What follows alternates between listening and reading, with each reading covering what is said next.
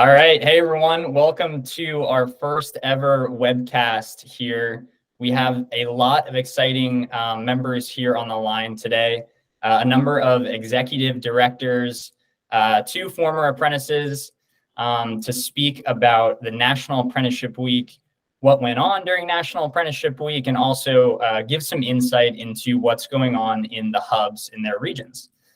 So to kind of frame this up for everybody before we go into a round robin type style, where we ask everyone on the call different questions to get their understanding and their perspective from National Apprenticeship Week. I wanted to give an overview of what went on last week because we were very busy. So overall, we were in 6 different markets physically. We hosted over 10 events, and the team attended nearly 20 partner events. So an absolutely huge week for every member of BuildWithin and even members in the BuildWithin ecosystem and our partners as well. And along the way, we were able to engage with hundreds of employers and apprentices. So an exciting week all around. So thank you all for joining me today. It's great to see you all. I thought maybe we could start with some introductions from everyone as we go around the room here. And then also maybe start off with a hi from National Apprenticeship Week. So we'll go from West Coast to East Coast in a little bit of a round robin style fashion here. So Marilyn, would you like to join us here? Hey, Drew, it's good to be here. This is Marilyn Stemper. I'm the executive director in charge of Los Angeles, and just really excited to talk about the topic today. Thanks. Great to have you, Marilyn. Baleen, you're next up.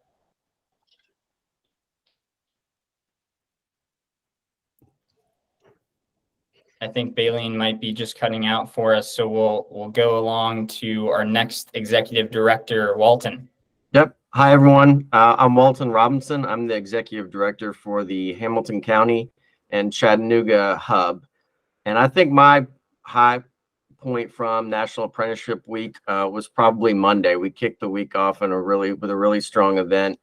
I had a lot of different stakeholders, had both our city and county mayors speak, and it was a really high bar that we set for the rest of the week. So.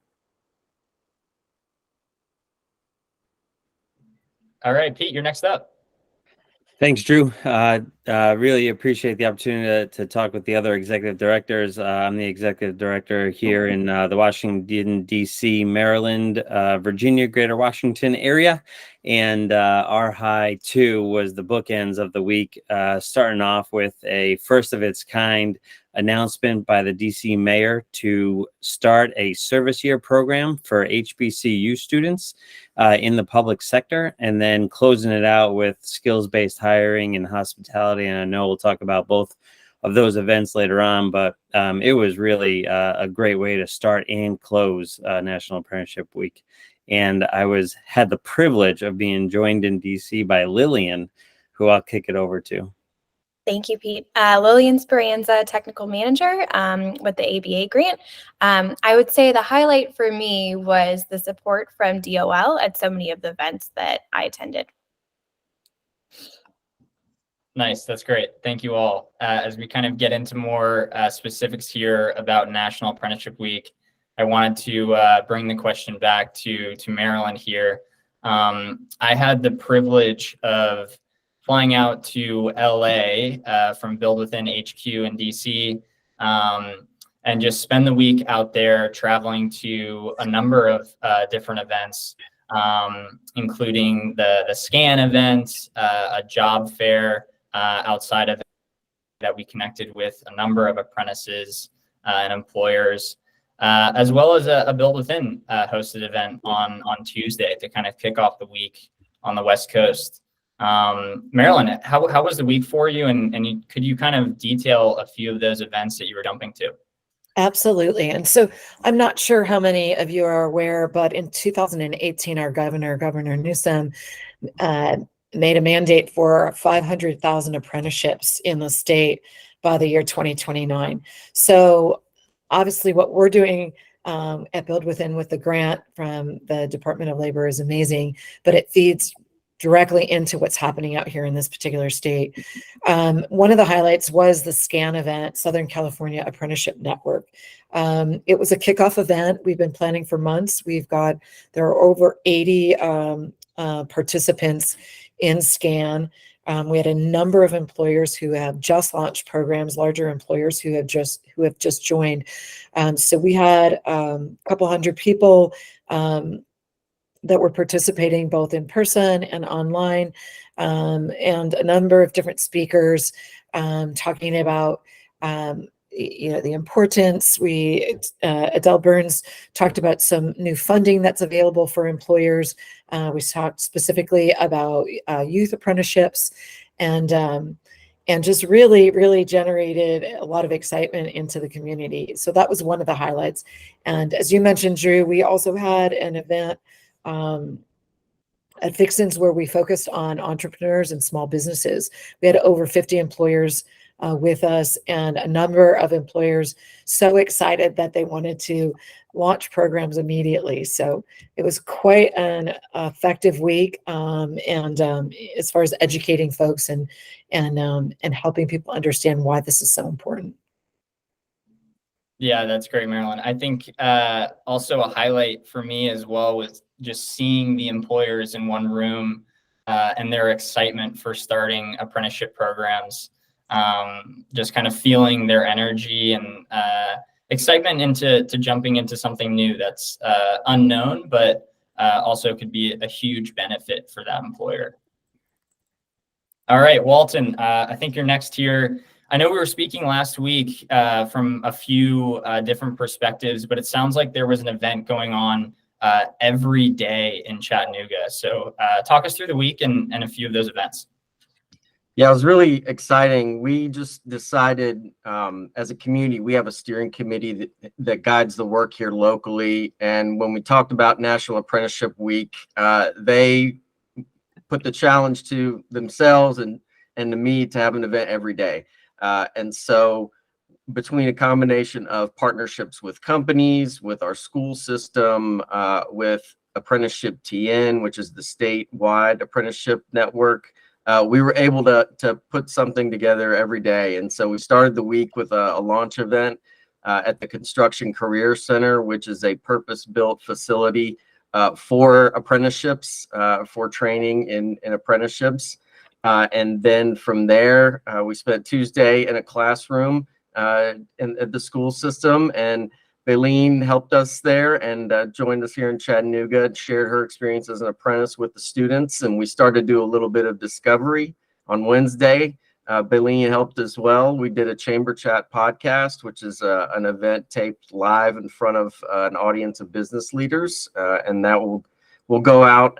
And then Thursday, there was a statewide apprenticeship network event. And then Friday, we closed it out with a lunch and learn. So we were able to touch a lot of different audiences, interact with a lot of different types of companies and people at all different stages of their apprenticeship journey. So it was exciting and exhausting all at the same time, but it was worth it. I think we did a lot of good educating and we drummed up a lot of support and interest all across the community. That's great. And Walton, it sounds like there was some exciting press that came down and that was kind of well-deserved from all the hard efforts there in Chattanooga. Yeah, it was really great. We had several media members there at our launch event on Monday. We actually had a feature front page in the business section of the newspaper, for those of you who still read the newspaper. And we also had a segment on Channel 3, local Channel 3, which is our leading station. And there was a lot of great coverage. I was getting texts. I could tell when the broadcast was airing because I was getting texts from people, who are interested, who saw it, who maybe weren't able to come to the event and regretted it a little bit afterwards, but still want to get engaged. So we were really fortunate to have some good coverage, which helped us move the dialogue outward across the community and really broaden the conversation. Nice. That's great. Baleen, we'll shift over to you here for a couple of minutes. It sounds like you're no stranger to the cameras. You were a part of a podcast there in Chattanooga. So walk us through kind of your experiences. We hear you were in Tennessee, you were in California. Walk us through a couple of those things. Yes, so I started the week off in Chattanooga with Walton. It was good. It was great. I got to talk to high school students about just how I ended up getting an apprenticeship and like my journey throughout that. And while there, I actually got a contact with another person in charge of a different school there that I'm sure I'll probably be back in Chattanooga to talk to their students over there as well. And then the next day we did do the chamber chat, which was cool. It was different. And I'm very much a stranger to camera. Did not like that. But it was cool. It was different and I wasn't expecting it, but it definitely put me out my comfort zone a little bit, and it's what need be. And then on Thursday I was in Sacramento for their event. And their event I liked because it wasn't just a event where you just have like a screen and like someone just standing in front with like slides in the back, or like someone's just standing talking, or you just have a panel of people just talking at you or something. It was more of like I guess a fireside chat, I guess you can say, where our hosts were running around the room and like going from here, talking on this side, talking on that side, and trying to engage the audience. It was like more interactive and it was cool. It wasn't like just focused on the host, but it was focused on everybody that was there. So learned about different companies that were there as well. And just like Marilyn said, a lot of the companies that were there decided that they wanted to host apprenticeships themselves and like sign the paper. I guess it goes to, I don't remember the department. Goes to the government. Department of Labor, yeah. Yes. And they signed so that they can start hosting apprenticeships themselves. So that was a cool experience and I really liked it. And I did talk to them as well a little bit, but about my experience. However, it was a bit shorter because it was just more of like everyone everywhere. So I didn't have to say anything. But other than that, it was a cool week. It was a nice week. I got to talk to different populations, different people, different ages, and I like that. That's great, Baleen. And say a little bit about your apprenticeship and kind of your background. Do you mind saying a couple words on that? Well, I had a digital media and marketing apprenticeship, and I currently work as that full time now. I started off. Oh, thank you.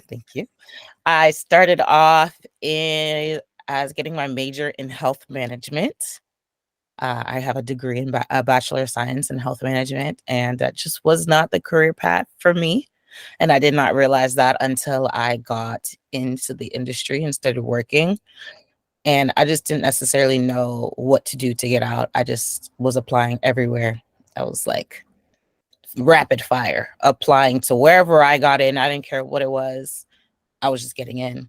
And then I ended up applying to BuildWithin. And that's when I learned about the difference between an apprenticeship and an internship. And it was through them that I ended up expressing how I feel about being in a career where I am more creative. I have a bit more of a creative freedom where I can show like my creativity. I like design. I like art. I like different aspects in that sense. And they were like, hey, like you should do digital media and marketing. That wasn't even something that was on my mind. I didn't even know that, you can have apprenticeship for that or you can get a job with that. I didn't know until I had expressed that, and they showed me and they guided me. And then I ended up getting the interview with my current job now, and I worked as an apprentice for them. And then I ended up getting hired full time.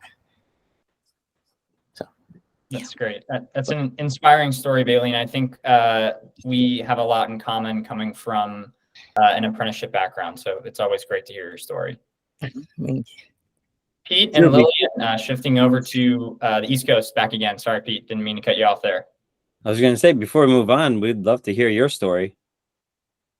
Yeah, absolutely. I think in kind of a similar fashion as Baylene's story, I was searching and searching and searching for a position because I had started off in the hospitality industry and realized that, while it was an initial interest of mine, I thought that technology and specifically tech product would be more interesting for me and kind of where I'd want to start my career. And as I started to try and break into tech, it was a pretty tough road, and it's not necessarily that easy. And so I spent hundreds of applications trying to get my foot in the door to different companies, trying to work angles through connections and just meeting all sorts of people in the tech space. And I landed and kind of stumbled upon BuildWithin's apprenticeship program, where I learned about technology apprenticeships and how that can really launch your career in technology. So I got really lucky in that respect from a career changer kind of background and launching into technology and product management. So that's a little bit of my background. And you were able to share I was going to jump in quickly to say, I love to hear the stories from Drew and Baleen, because that's what was highlighted with many of the employers that we saw last week. Many of them didn't realize that apprenticeships can be for jobs across the board, not just in the trades, but for jobs that are in digital marketing or in product management or anywhere in IT. Maybe even an accounting specialist, as an example. So it was interesting to see employers light up when they realized that they could hire full-time folks and provide the training and grow them in a way that met the needs of their own company. And many of the employers were also enlightened by the fact that there are incentives. And so some of those are at the local level, some of those are at the state level or federal level. And just to see that, light up last week in all of these different events was really a lot of fun for me. So I appreciate you guys sharing your story. And it was fun to hear, apprentices speaking to the employers.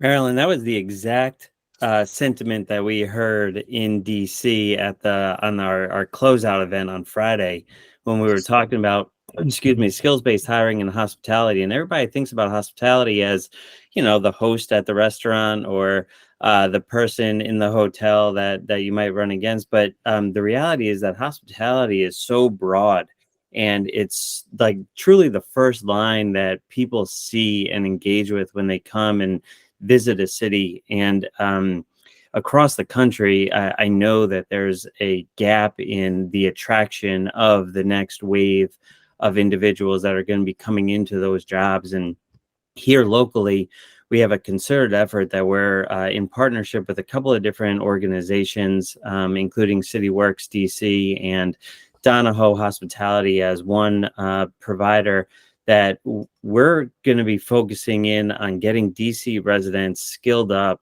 to go into the front desk agent role or the host role or restaurant manager role within the hotels. Because the one thing that visitors always ask is, tell me where to go to experience the real DC. Like, I understand the Capitol building or the Washington Monument, but what's really, taking place in there? And there was a great conversation that got started, and it actually dovetailed into, there are tech roles in hotels. There are maintenance roles in hotels that are all apprenticeable opportunities. And in fact, I had a banker come up to me at the end that was talking about how they're changing the face of banking with so much stuff becoming automated now with the tellers, that they want their bankers to actually be trained in hospitality to differentiate themselves from their competition.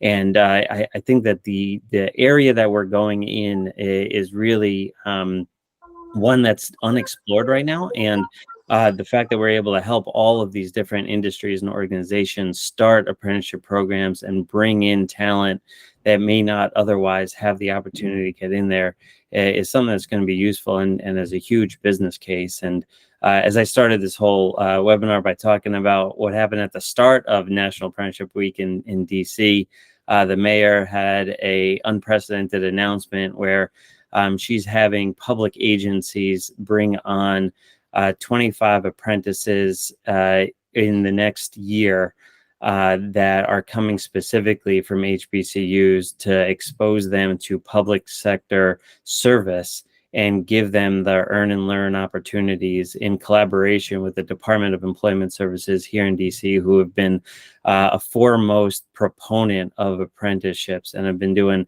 everything that they possibly can to create new opportunities for folks. And I know Lillian had other experiences here in our nation's capital. Yeah, absolutely. One of the things that we were lucky enough to be invited to was the Urban Institute held a closed discussion on AI within apprenticeships. So super interesting conversation there. One of the highlights from that conversation was our co-founder, Humina Gates, was able to provide a little bit of a description in terms of how our organization is currently using AI, which I think a lot of other organizations aren't currently doing. She provided a little bit of insight in terms of how we train folks in AI before they even start their apprenticeship, and how our platform has that feature so that folks can use AI to their benefit, and how that's going to be a future of workforce in the future. So very interesting conversation there. And then I was also able to attend an event around women in registered apprenticeships. So very interesting event. Specifically, it was around construction. So letting women know that there is a spot for them in that industry, and carving out some time to share a little bit about that. And BuildWithin was able to talk to folks around the cross-section of IT and construction, as well as some other occupations, and just let folks know on the apprentice side, during National Apprenticeship Week, speak directly to folks interested in apprenticeships, and share about what we are able to provide. So a great way to wrap up National Apprenticeship Week. That's great. Thank you, Lillian and Pete, for sharing a few of those fun events that were going on in DC. I thought maybe I could open it up to anyone that would like to chime in for this next question. And this is kind of moving forward. So thinking about the coming years for apprenticeship. And I think we had a great week last week for National Apprenticeship Week, but how do we take some of those outcomes that we just discussed and all of the buzz that we were able to stir up surrounding apprenticeship and really propel us into the coming years for apprenticeship, for next apprenticeship week, and kind of going forward? Any thoughts from any of the team members on?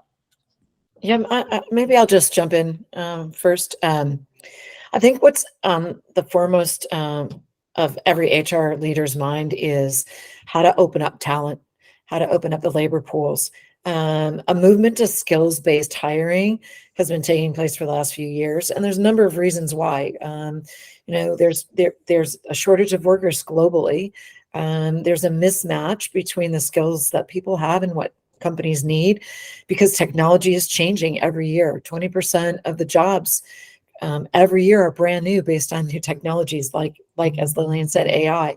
So, the ability to find talent in new ways is critical for us. And so I think as we think about not just National Apprenticeship Week, but as we go forward, helping employers open up those labor pools and think about skills-based is a critical element to everybody's strategy. So apprenticeships are important. They're almost a non-starter, right? I think companies that don't move forward in this model are going to be behind the curve. So I just think we're in a place where we're able to help grow. It's at the beginning right now. It's at the infancy, only here in the States. I mean, if you look across the world, as an example, in Europe, 75 or 80% of the folks that come into a company have an apprenticeship. So as we grow here in the States, I think it's just going to be beneficial for all of us. It'll help with the GDP. I think I read a percentage that we're losing almost 6% of GDP annually because we can't match skills with the jobs that we have here. So I think we're just at the beginning. That's a great point, Marilyn. And BuildWithin's other co-founder, Michelle Rhee, made a really great point when she was speaking to the launch event here in Chattanooga. And she said, starting an apprenticeship program is not community service, right? It has community benefit, but it's not community service. It is a talent development strategy that allows you to tap into a pipeline that currently is invisible. It runs right by you, right? And so it is a strategy to deploy, train, upskill, however you want to use the apprenticeship model. And that is one of the biggest opportunities, I think, for companies here locally and across the country, is to utilize the apprenticeship model to take some pressure off of the traditional, recruiting tactics. It's really a big opportunity, and the companies that are recognizing it now are going to be at a competitive advantage over those that are sort of lagging behind. So that's a really important piece of this conversation. I couldn't agree more. To kind of go further down the point, here in DC, the ecosystem is getting stronger and stronger with every passing policy that's being put out there and every passing measure. I mentioned the DOAS and the mayor's office, CityWorks DC, Aon, Accenture. The list goes on and on with the different business improvement districts that are adopting the apprenticeship model and truly seeing the business need. There's a measure here in DC where any new construction project, if it hits a certain threshold, has to have 30% of their workforce be DC residents. And there's an ongoing movement within the construction agencies to figure out how to better equip DC residents to be ready for it. And as we've all recognized, the trades have been doing apprenticeships for so long, so well.